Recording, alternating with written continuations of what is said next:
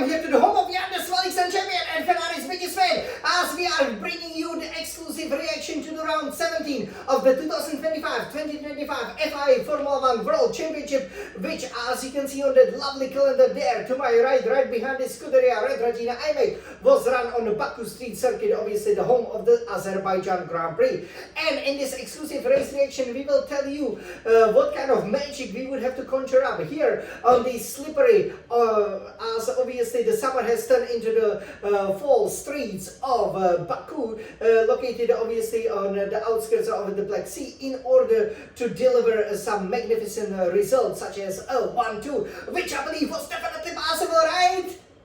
Exactly. So what we had to do in order to convert the 8 and 9 final finishing positions to 1 and 2, I believe, it was definitely possible. A big chance which came begging, and it was one of the most painful races, frankly speaking, to watch. So in this exclusive race reaction, I will tell you everything about why I think we made a couple of mistakes here and there, and why it's actually mostly the drivers who are to blame for the measly result of only 6 points. We will then take a look at how the race is obviously finished, what the final results are, and also what it means for the drivers in the Constructors' Championship. And for the first time this season, as the final third has now started in earnest, as obviously we waved goodbye to the summer, and the weather was very appropriate for that, because you could see the gloomy cloudy skies pretty much all throughout the weekend, as we said hello to not one of our favorite seasons, of course,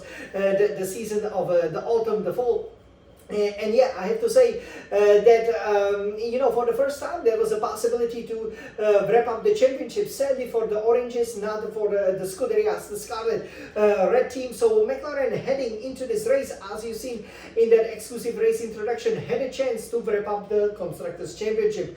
However, and just like we've seen, for example, at some of the unusual tracks, for example, notably maybe Monaco, but also, for example, what happened, let's say, in Canada or Australia, when it gets to the street circuits, the McLaren is hardly competitive. They're usually pretty good this season, when it comes down to, your traditional, the circuits, not really the street tracks. And this proved to be the case in Baku, and I believe, we had a great chance, but, in Australia, we struggled, even though, we also show some flashes of speed, kind of similar in Canada, and I believe Baku was kind of a reminiscent of that. It will be interesting to see what will happen when we go to Singapore, because obviously Singapore being more like the more the hotter, more humid, the night version of Monte Carlo, I believe that's a great chance for us to finally step on the top step, to stand on the top step of the podium, because we will definitely need it if we want to finish second in the championship, which we now are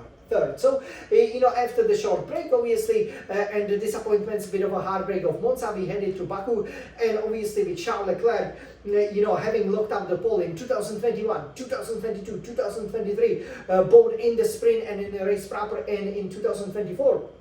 You are thinking that a 5-star driver will make it, the 5 pole positions over here, and hopefully set the Scuderia on the way to our first ever victory in Baku, which, as you've seen, for example, also from the race that I did, that I also was not successful in achieving that. And yeah, what can I say? Well, the qualifying proved to be a disaster, but we show a really good pace in practice. In fact, especially in practice too, when Hamilton was first from Leclerc, that lap time would be good enough to challenge for the pole position. Slightly different conditions, granted, but it was still, pretty much right in at the same time of the day. Just it was, Friday, which was perhaps a bit hotter, less windy, and definitely it wasn't drizzling unlike on Saturday when the qualifying took place. So a lot of hype, of course, a lot of expectations, because we really want to end the championship on a high, but I think this was the final nail in the coffin. Started with qualifying 1 went pretty well, we were pretty much right on it, but once you make little tiny mistakes, you don't put in that competitive time on board, it really cost us in qualifying 2, when, for example, Leclerc locked up going into the first turn, then obviously that compromised Hamilton's lap due to the resulting yellow flags, and yeah, as a result, in the end, Hamilton perhaps miscommunicated communication, with the engineers, with the team, something that we really have to work on, because it meant that perhaps we used the wrong tires. The soft tires maybe wouldn't last throughout the whole lap in a perfect condition. So a lot of the drivers were using the mediums. It meant that Hamilton again didn't make it into Q3. That's really, really disappointing, because as the race panned out, it was actually all about the track position. Again, it is a street circuit. You can overtake because there is this long straight, but it is kind of difficult because the final two turns, they are very fast. So nowadays, especially in 2025, it's really difficult to follow, the car behind and then deploy the battery, open up the DRS and get past them easily, and then you don't really have a chance, because as you go from the modern city to the old city, the track narrows down, and there were not many overtakes, for example, heading into turn 3, right, which is another, and I would say pretty much the final overtaking spot, in Baku. So as a result, when Lewis started only 12th, all the hopes were on Charles to put it on a pole position. Well, he put it into the wall, just like in 2019, 2019. So, it's kind of like, but now you've got, 7 years experience driving a Ferrari, still put it to the wall. I believe it was that turn 15, really difficult turn, I have to say, because it kind of, it's hard to see, right, that apex. So you're kind of going in there blind, how to approach it. But if you just, a little bit late on the brakes, or if you just look up the rear or the front a little bit, there's pretty much no runoff, and you can easily be in a wall. As, for example, the championship leader, Oscar Piastri, has done twice in qualifying in a race. So lots of surprises. That qualifying, I haven't seen so many drivers touch the wall. It really made me actually happy, because as you do know, when I race around Baku, I often have these problems when sometimes I have to, for example, make that, 180-degree turn, right? Because, I didn't make the apex, I don't want to hit the wall, or, I scrap the wall, have to make additional pit stop, obviously, in the final two turns, that's where my race finished in 2023. So, very mixed feelings about it, but I felt really good that even the professional drivers, when the weather conditions, the autumn conditions can be windy, the leaves are falling, so it can be quite slippery. Obviously, it is a street track, so lots of the slippery white lines, even now, for example, the green lines for the bikes. And overall, it was fun, but it threw up a very surprising result, because in qualifying 3, obviously, Leclerc hit the wall, so qualified 10, Piastri did the same, qualified 9,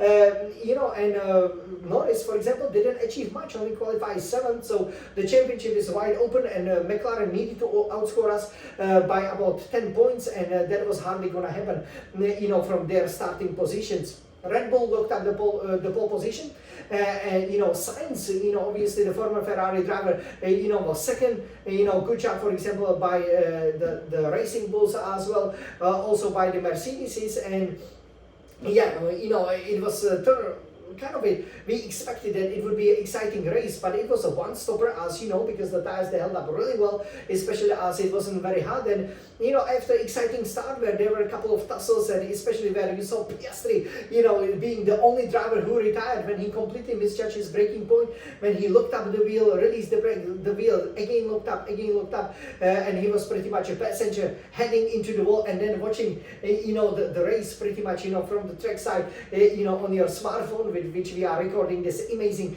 4K 60 video. It promised, to be a really exciting race, because it had a big implications for the championship, right? Obviously with the Red Bull leading, but we expected a safety car.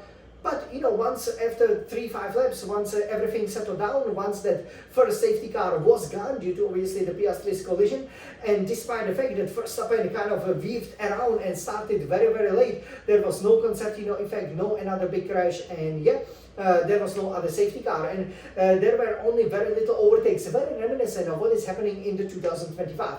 And at that point, Charles obviously was on the yellow medium tires, Lewis on the hard tires, and it was, I think, very important for both of them to do one thing, and that is, to be able to overtake. But we've only seen the Leclerc being able to overtake Norris, and then pretty much, we were 7th, I believe, and 10th at that point.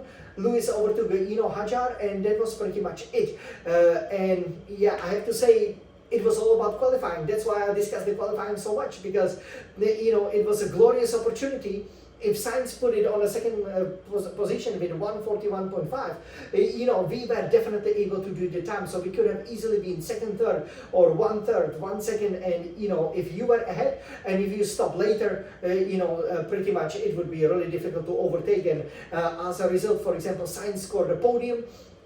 As a result, Verstappen had an easy, run to the checkered flag, and guys like Lawson or Antonelli or even Leclerc, right, who stopped a little bit earlier because they were on the medium tires, they were not able. The kind of undercut was not really a factor here. It was really the overcut, just staying on the track, being able, to use the tires, right, and then to stop much later and having a big tire offset and hopefully not get stuck in the DRS train. That was pretty much, the way to go. So, I have to say that, that's a big missed opportunity, because definitely we could have had an easy podium. And look at Russell, for example, being 5th and 6th. I kind of expected Leclerc, right, to do the same, to clear, for example, the Red Bull of Tsunoda and others, but that never happened. That he actually got stuck behind Red Bull again. That really superior top speed is proving to be a bit of a problem. We have already seen in Monza that Red Bull can now run that low configuration pretty well, and that's pretty much how it was, because the other safety car never came, the rain never came. I believe with Hamilton it was right to stay out and see exactly what would happen. But just overall a hugely disappointing, very frustrating race, and we should have set up the car so we were able to overtake. I believe with less of the downforce, we would have been, able to make some moves, especially on Tsunoda, for example, or when we were behind Lawson, because Leclerc finished 9. As we will now show you on the Scuderia Red Retina iMac, as he was driving with his SF1000T A1 Formula 1 Racing Simulator. But he was right behind Liam Lawson, who, for example, overtook Tsunoda when he stopped in the pits, and then Leclerc got stuck behind him. Then Norris has gotten past him, and then Hamilton, obviously running that hard and medium strategy, was able to overtake Leclerc. And let's see how the results finished over here, because you will find this very interesting. As you can see on this lovely piece of technology by Apple.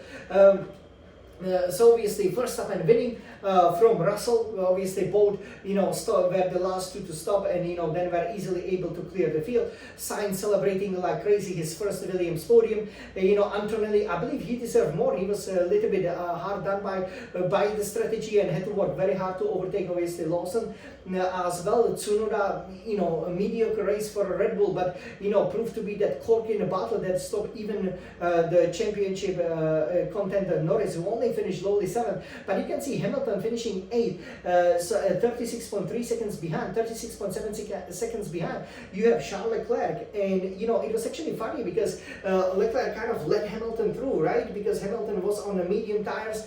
But Hamilton was unable to overtake, because basically whenever he got close to Norris, maybe he would have a chance to overtake him, and especially with Tsunoda, Lawson obviously, running, these hard tires and already, having them for longer because he had to make that early stop. Hamilton couldn't overtake because there was that sort of DRS train, right? So everybody would have a really good top speed, and nobody I saw because almost nobody hit the wall. Unlike in the qualifying when everybody was hitting the wall, you could see that people really didn't want to attack the corners, right? It was very clear that nobody wanted to have an accident like PS3. I guess the drivers, we are professional, we can feel that Baku can be super slippery, and as a result, if you really only rely on the DRS, you're just gonna follow each other. So when Hamilton was kind of led by Leclerc with about 10 laps to go, then I guess they wanted to just switch the positions back, but it didn't quite work out, because I guess Leclerc was about 2 seconds behind. Maybe Hamilton didn't slow out in time, so he still, finished 8th, scoring measly 4 points. Leclerc wanted to, and a disaster of a race, and it shows you that the pace wasn't that great, because Verstappen's fastest lap, actually I easily would have been able to do it. If you watch my Baku race from 2024, the 2024 season, you do know that I also said 1:43, and that was in the middle of the race. At the end it started raining, so I would have easily been faster than him in a race trim. So what does it mean over here for the World Championship, right? So here is our 2025 Drivers' Championship. Oscar Piastri is still the leader with 324 points, but now there is exact one race victory between him and Lando Norris. who's second on 299 points. And yeah, that means, you know, the championship is a bit closer, but not definitely as closer as we expected at the end of lap 1, or in the middle of the lap 1, when Piastri was very uncharacteristically up into the wall, ending his streak of, I believe, 34 point scoring finishes. The guy who is now finished on the podium in the last 3 races, which we as Scuderia Ferrari should have been doing, and which we definitely had the pace for. Verstappen really converted, especially the last 2 races, to I guess very meaningful victories for him. Now he's on 255 points, 44 points behind Norris, but I wouldn't be surprised if it's going to be his last win, because considering which tracks are coming up with Singapore, and then lots of the tracks in the Central and the South America, which will probably sadly favor the McLaren or Scuderia Ferrari, where Red Bull could be the 3rd, 4th fastest car, and obviously with Las Vegas, Yas Marina, I don't really see him being a contender, but it is a nice spice up a little bit in the championship. Now for George Russell, despite suffering from an illness, he is now on 212 points, a very popular podium for him. And 5th, Charles Leclerc for Scuderia Ferrari, 165 points. That's a big bummer, because now Charles is 57 points behind, obviously, George, and I'm not sure how exactly we want to recover that. 6th is then Lewis Hamilton, Scuderia Ferrari, 121 points. 7th, Andrea Kimi Antonelli has returned to the 7th place with a strong result for Mercedes, 78 points. 8th, Alexander Albon, who, unlike his teammate Sainz, I guess for the first time this season, had botched the race, and he's on 70 points for Williams. Then you have 9, Isaac Hadjar for Racing Bulls, 39 points. 10, Nico Hülkenberg, Kick Sauber, 37 points. 11, Lance Stroll, Aston Martin, 32 points. And look at this, 12, Carlos Sainz, Williams, 31 points. He just shoot up the standings, score obviously 15 points, which is almost the same amount of points he scored in the previous 16 races when he scored 16 points. Then we have 13, which is Liam Lawson, a great result for 30 points. Fernando Alonso has fallen to 14th place for Aston Martin, 30 points. Aston's had a bad race, and you can see, just how many positions you can easily lose. So it's changing a lot in the midfield, which is great to see. 15, Esteban Ocon has 28 points. 16, Pierre Gasly, Alpine, 20 points. 17 is now Yuki Tsunoda, Red Bull Racing, scoring 8 points. He's now obviously on 20 points. With that, best result of his Red Bull career, but still lowly 16, 17 in the standings. 18, Gabriel Bortoleto for Kick Sauber on 18 points, 18 and 18. And then obviously 19, Oliver Behrman has 16 points, but that can all change. And Franco Colapinto, is he gonna stay in F1? 28, Alpine, still on 0 points. 21st, Jack Doohan, Alpine, 0 points. They kind of don't count. So yes, nobody wanna be the driver who scores the least points, this season, that is for sure. So here, let's take a look at the Constructors' Championship for the 2025 season. So again, it goes to Singapore, where McLaren will have an even greater chance to win the championship, the Constructors' Championship, for the 2nd year running, because obviously we now have 1 race less. And also, because we as Scuderia Ferrari haven't fully capitalized, same could be said for Mercedes. So McLaren's leading with 623 points, and then I believe on 290 points we have 2nd place Mercedes, who have now picked us by 4 points. What a pity! If Leclerc just overtook Tsunoda or Lawson, we would have kept that 2nd place. We are now 3rd with 286 points. And look at the Red Bull for 272 points. Once that 2nd car is scoring, suddenly they are in the mix. 5th, Williams, congratulations to them, 101 point. That's quite impressive, for the team that obviously was dead last for several seasons, and now I think they have gotten more points than in the previous 10 seasons combined. I wouldn't be surprised. 6th, Racing Bull, 72 points. 8, Aston Martin, 62 points. 9, 7, Aston Martin, 62 points. 8, Kick Sauber, 55 points. 9, Haas, 44 points. And 10 is then Alpine, who stay on 20 points. So definitely everything to play for, and we have to say, with such a torrid result over here in Baku, it's very, very clear that our main aim is to basically be 2nd in the Drivers' Championship, probably with both of our drivers finishing only 5th and 6th. So yes, this is the Constructors' Championship for the 2025-2025 season, and this is the Drivers' Championship, and this is how the race sadly finished, with Verstappen winning the 4th race. What I found interesting over here is that now he's actually led more races than Lando Norris has this season. That's something. I guess there will be another, kind of nail in Norris's coffin, or Norris's confidence coffin, because again, that's a little bit unacceptable when you have such a dominant car. And yeah, overall, look, we are really definitely down.